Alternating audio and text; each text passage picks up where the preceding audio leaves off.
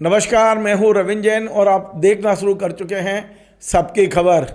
आज हम सबकी खबर की ओर से मध्य प्रदेश के मुख्यमंत्री डॉक्टर मोहन यादव को मुख्यमंत्री के तौर पर 2 वर्ष पूरे करने की बधाई देते हैं और उन्हें शुभकामनाएं देते हैं कि आने वाले जो 3 साल हैं, चुनाव के पहले के 3 साल, वे 3 साल वे मध्य प्रदेश के विकास के लिए जो भी उनकी क्षमताएं हैं उनके अनुसार कार्य करेंगे।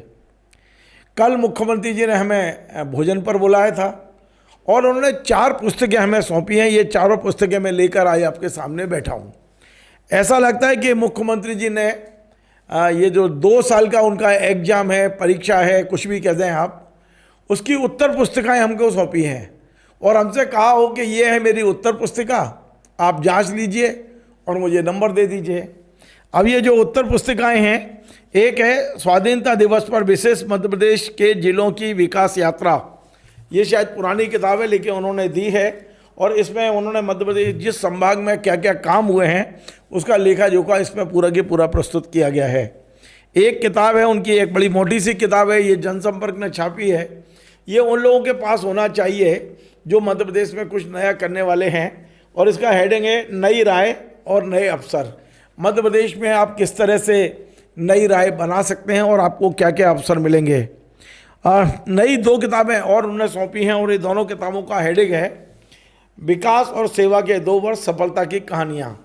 इसमें क्या हुआ है कि जितने लोगों को लाभ मिला है उनके कार्यकाल में, उनकी व्यक्तिगत अनुभव के आधार पर ये किताब डिजाइन की गई है। और दूसरी है विकास और सेवा के 2 वर्ष। ये मुख्यमंत्री जी ने अभ्युदय मध्य प्रदेश जो एक नारा दिया है कि मध्य प्रदेश का अभ्युदय उन्हें करना है। तो ये 4 किताबें मेरे हाथ में हैं। अब इतना टाइम मुझे मिल नहीं पाया कि मैं चारों किताबें पढ़ता और फिर उसके अंदर से मैं आपके लिए क्योंकि देखिए आप सरकारी विज्ञापनों में सब देख रहे हैं और हमने अपने चैनल का एक हेडिंग बना के रखा है, जो सरकार बताती है वो विज्ञापन है और हम जो बताते हैं वो खबर है। तो ये जब हम दावा कर रहे हैं, बहरहाल आज किसी तरह की आलोचना, टीका टिप्पणी नहीं, आज सीधे सीधे मुख्यमंत्री जी को बधाई है।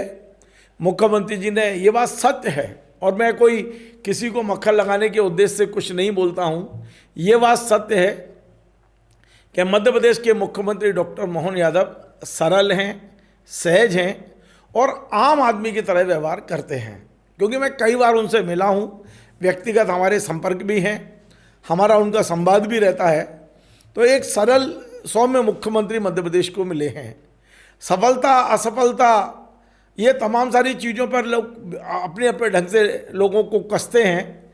आप भी कसने का अधिकार है और हमें भी कसने का अधिकार है।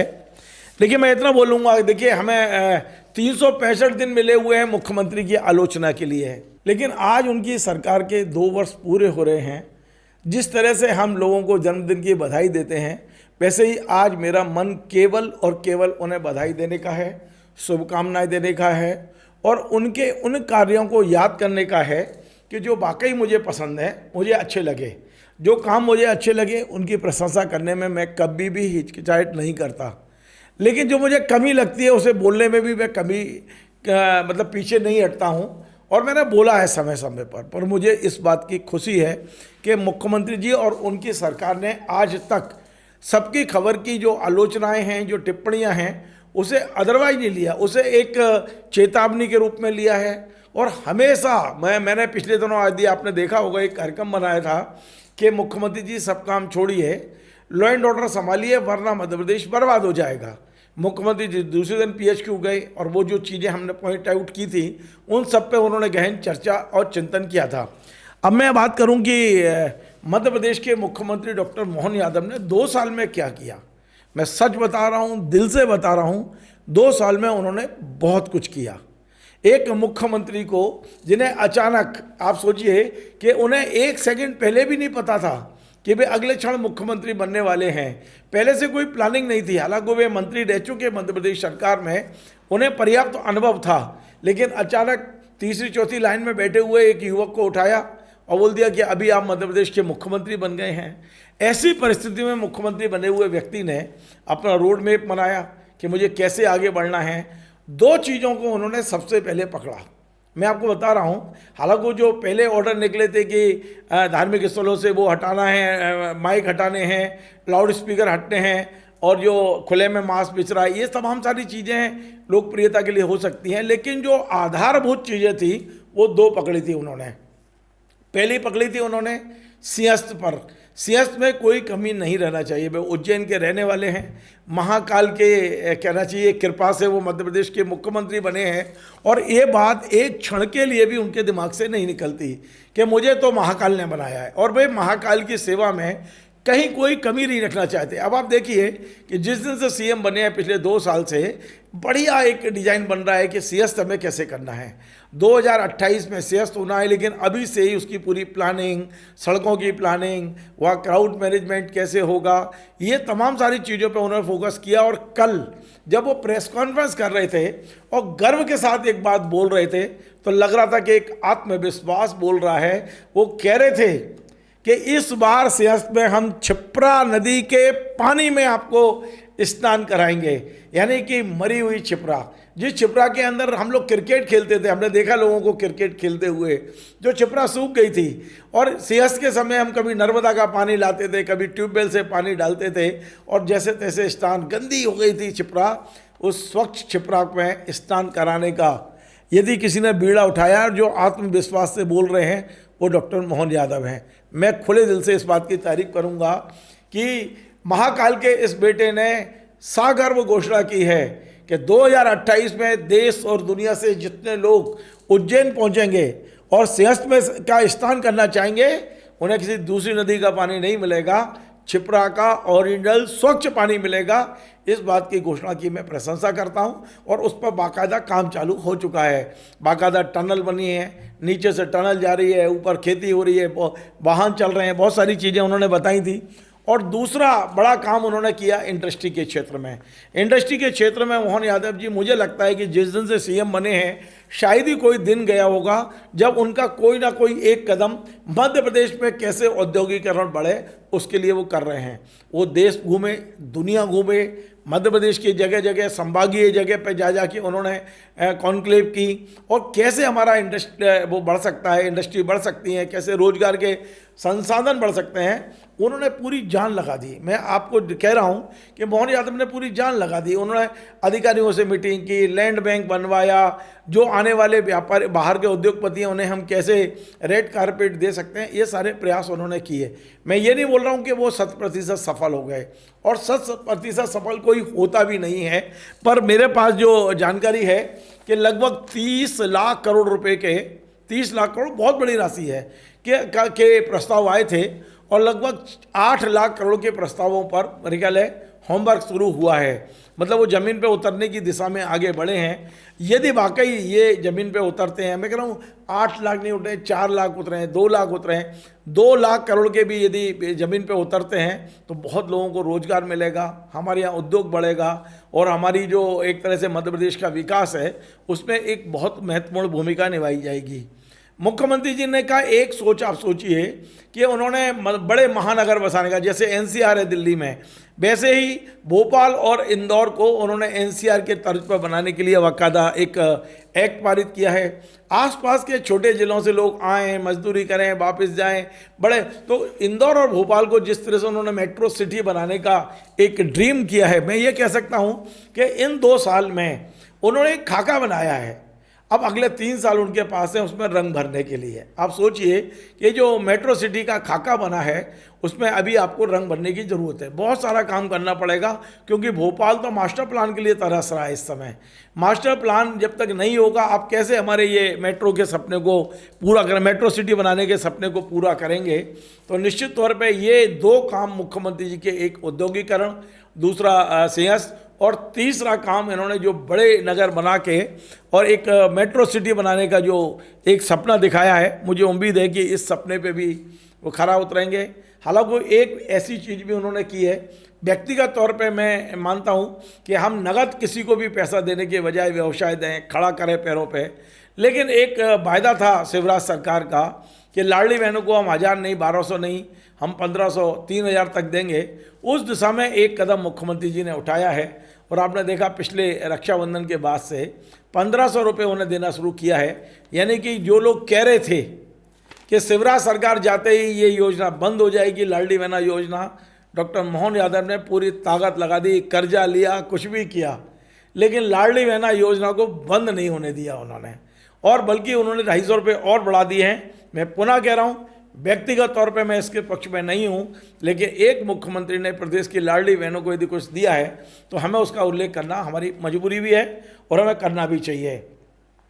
एक बड़ा काम जो मुझे मुख्यमंत्री जी के कार्यकाल का लगता है, वो लगता है कि मध्य प्रदेश में अब यदि कोई ज़मीन आप खरीदते हैं तो पहले क्या होता था, आप जानते हैं कि ज़मीन खरीदने के बाद आप नामांतरण के लिए कितने चक्कर लगाते थे और कितना पैसा कहाँ कहाँ किस टेबल में देना पड़ता था। अब ये जो ऑटोमेटिक सिस्टम हुआ है कि अविवादित सारे नामांतरण के केस लगभग ख़त्म हो गए हैं। रेवेन्यू में आप ये कह सकते हो कि ये जो है ये क्रांति है एक तरह की। मैंने भी एक छोटा सा प्लॉट खरीदा था भोपाल में 5000 स्क्वायर फीट का, और उसका नामांतरण मेरे घर पे बैठे आ गया, मुझे कहीं जाना नहीं पड़ा, मेरे साइन करा लिए गए थे उसी समय जब मैंने रजिस्ट्री की थी। तो मैं बड़ा चौंक गया था कि एक आज से 10 साल पहले 15 साल पहले नामांतरण में की जो प्रक्रिया थी इतनी जटिल थी, लेकिन अब उसको इतना सरल बना दिया गया है। तीसरा एक बड़ा काम हमारे भोपाल के लिए किया है, और भोपाल के 25 लाख लोगों को डॉक्टर मोहन यादव का आभारी होना चाहिए, वो है यूनियन कार्बाइड का कचरा यहाँ से साफ कर दिया गया है, पूरी तरह से साफ कर दिया गया है, हम उन्हें बधाई दे रहे हैं। तीसरा, पूरे मध्य प्रदेश में ये जो लव जिहाद का जो एक बहुत बड़ा फंडा चल रहा था, उस दिशा में मुख्यमंत्री ने पुलिस को फ्री हैंड दिया है। उन्होंने कहा है कि ये देखिए स्वेच्छा से जो कुछ कर रहे हैं वो ठीक है, लेकिन कोई जाति बदलकर, धर्म बदलकर किसी दूसरी धर्म की युवतियों को फंसा रहे हैं तो उस पर कड़े से कड़ी कार्रवाई हो। और मैंने देखा, मैंने महसूस किया है, इस दिशा में पुलिस ने कोई रियायत नहीं की है। लगातार मैं अभी बताऊंगा कि कहाँ कहाँ कमी है, वो भी बताऊंगा। बहुत अच्छा काम किया उन्होंने। आम आदमी की नज़र में यदि आप देखें, मोहन यादव जी को यदि आप सोचते हैं डॉक्टर मोहन यादव नाम लिया तो एक सरल और सहज व्यक्ति की छवि हमारे उसमें बनती है। कोई क्रूर नहीं है, वो बहुत ज़्यादा एकदम वो नहीं है। हालांकि उन्होंने कल मजाक में कहा कि बहुत बड़ा टेढ़ा आदमी हूँ, लेकिन मेरे को तो 2 साल में नहीं दिखे कि आप कितने टेढ़े हो।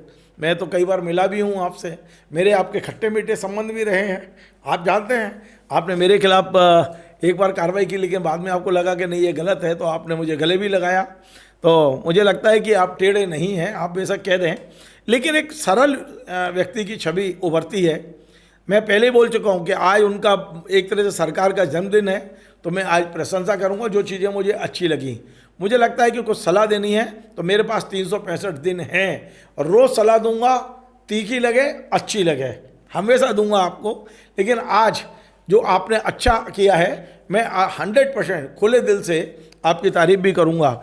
नदी जोड़ो अभियान जो मध्य प्रदेश में शुरू हुआ है और जो तेज़ी आई है, उसके लिए मैं इसका श्रेय भी मुख्यमंत्री डॉक्टर मोहन यादव जी को दूंगा कि वे लगातार इस दिशा में काम कर रहे हैं। हमारा जल संसाधन विभाग में जो रकबा बढ़ाने का है 80 लाख हेक्टेयर का, उसको के लिए भी मैं आपको बधाई दूंगा। सौर ऊर्जा के क्षेत्र में मध्य प्रदेश में इन 2 सालों में ऐतिहासिक कार्य हुआ है।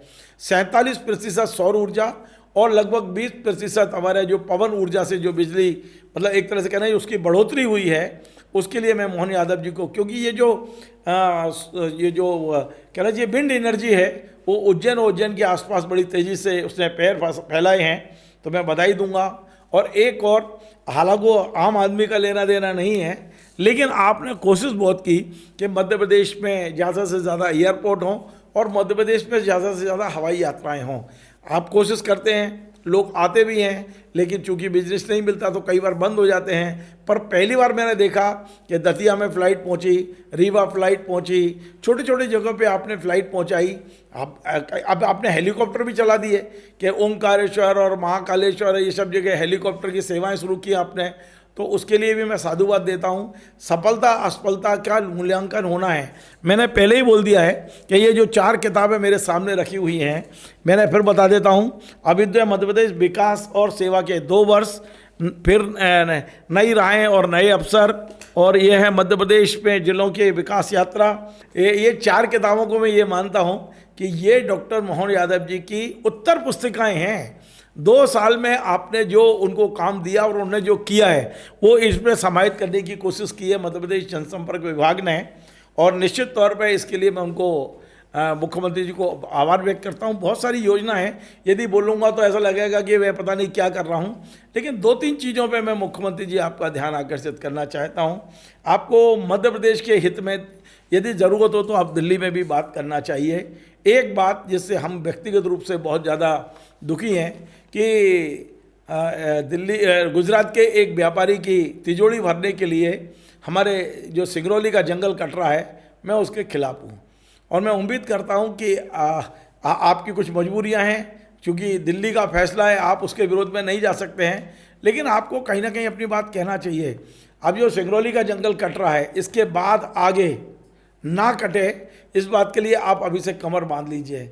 देखिए बहुत बड़े नुकसान हुआ है। वो कह रहे हैं कि हम 6 लाख पेड़ काट रहे हैं, पर मुझे मालूम है 10 लाख से कम पेड़ नहीं कटेंगे। करीब 5,000 एकड़ में पेड़ काटे जा रहे हैं, पूरा हरा भरा जंगल काटा जा रहा है। तो इस मुद्दे पे आपको, क्योंकि आप संवेदनशील मुख्यमंत्री हैं, आप सरल हैं, सहज हैं और अपनी बात कहने में आपको निपुणता हासिल है, तो कैसे आप पार्टी हाईकमान से बात करेंगे वो आप जानें, पर आपको करना चाहिए। दूसरा, हमारे जो दूध प्लांट अपन ने गुजरात के उसको दिए हैं, उससे मैं खुश नहीं था। अब वो उसमें कितना किसानों को लाभ मिला है, मैं उसका मूल्यांकन करने के बाद ही अंतिम फैसले तक पहुंचूंगा। लेकिन लॉ एंड ऑर्डर को लेके अभी जितना होना चाहिए उसमें कमी है, मैं आपको बता रहा हूँ। आपने डीजीपी बेहद ईमानदार बिठाए हैं, इसमें कोई दो राय नहीं है, लेकिन डीजीपी क्या करेंगे? जो आपके एसपी और आईजी बैठे हुए हैं, वो जितना राजनीतिक दबाव में काम कर रहे हैं, इसे रिलीज कराइए। आप समीक्षा करिए कि कौन विधायक हैं, कौन से आपके स्थानीय नेता हैं जो पुलिस पर दबाव बनाते हैं। यदि आप उसको कुछ कम कर पाए तो मध्य प्रदेश आपका जीवन भर आवाड़ी रहेगा। मध्य प्रदेश में लॉ एंड ऑर्डर को आप फ्री हैंड करिए। मैं बार बार पहले भी बोला हूँ और आपने किया भी है, पहले ऑर्डर भी किए हैं आपने, पर मुझे लगता है कि हर सप्ताह एक दिन तय कर लीजिए कि डीजीपी के साथ बैठेंगे, एसीएस होम के साथ बैठेंगे और पूरी समीक्षा करेंगे आप। यदि आपने 15 मिनट, 7 दिन में 15 मिनट भी दे दिए तो मुझे पूरी उम्मीद है, क्योंकि मुझे पता है कि आप दिल से चाहते हो कि मध्य प्रदेश का कानून व्यवस्था बिल्कुल ऐसी रहे मजबूत। तो मुझे लगता है कि आपको हर सप्ताह 15 से 20 मिनट बैठना है और 15 से 20 मिनट यदि आप बैठ गए तो आप सोचिए पूरे मध्य प्रदेश के जितने अधिकारी हैं सबकी डिवरी टाइट हो जाएगी, ऐसा मैं मानता हूं। काम बहुत हुए हैं, मैंने जो गिनाए हैं वो कुछ भी नहीं है, ये तो ऊँट के मुंह में जीरा जैसा है। मुख्यमंत्री जी ने इतनी मेहनत की है, एक भी दिन उन्होंने घर में विश्राम नहीं किया है। मुझे याद है वो दिन कि 30 तारीख को बेटी की शादी थी, कितने लोग देश और दुनिया से वहाँ पहुँचे थे। हालांकि सामूहिक विवाह में की थी शादी, 30 नवंबर को शादी थी और 1 दिसंबर से विधानसभा सत्र, शादी भी निपटाई, सबसे मिले जुले और अगले दिन सुबह विधानसभा में बिल्कुल फ्रेश बैठे हुए थे। मैं चौंक गया कि वो मुख्यमंत्री जी बिल्कुल टाइम से विधानसभा आ गए और 3 बजे थोड़े थके हुए थे, घर गए। उसी समय हमारी एक मित्र हैं देव श्रीमाली जी, चंबल में उनकी किताब का विमोचन था। हमने उन्हें फ़ोन किया कि भैया हमारी किताब का विमोचन है, हम इंतजार कर रहे हैं। थके हुए सीएम फिर तैयार हुए और 5 बजे विधानसभा पहुंच के हमारी किताब का विमोचन भी किया। तो मैं ये किस्सा इसलिए नहीं सुना रहा हूँ, बल्कि इसलिए सुना रहा हूँ ये किस्सा कि मुख्यमंत्री जी इतनी मेहनत करते हैं। क्योंकि हमने देखा था शिवराज सिंह चौहान को शुगर होने के बाद भी वो जितनी मेहनत करते थे, तो मैं बहुत तारीफ करता था शिवराज जी की। आज भी कर रहा हूँ कि शिवराज जी जैसा मेहनत करने वाला सक्रिय व्यक्ति नहीं है। लेकिन मैं जब मोहन यादव जी को देखता हूँ तो मुझे लगता है मोहन यादव जी ने भी परिश्रम की पराकाष्ठा तो की है। प्रतिदिन वो जिलों में जा रहे हैं, फीडबैक ले रहे हैं, काम कर रहे हैं। तो मैं आपको आज मैं पुनः कह रहा हूँ कि आज का दिन आपका है, इसलिए आपको बधाई। आपकी ढेर सारी डलिया भर के आपको बधाई भी और आपकी तारीफों के पुल भी बांध रहा हूँ। लेकिन अब आने वाले 364 दिन मेरे हैं, जब मैं आपकी आलोचना भी करूँगा, मैं आपको आईना भी दिखाऊँगा और बताऊँगा कि क्या कमी है। मुझे पूरी उम्मीद है कि मेरी आलोचना को आप सार्थक रूप से लेंगे और हम सब मिलके, हमारा सबका उद्देश्य मध्य प्रदेश की 9 करोड़ जनता का हित है, आपका भी और मेरा भी। नमस्कार।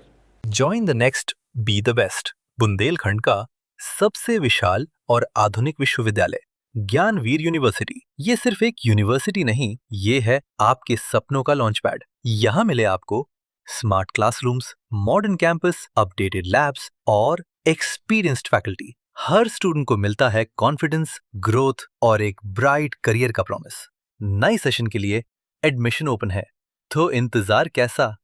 आज ही कांटेक्ट कीजिए।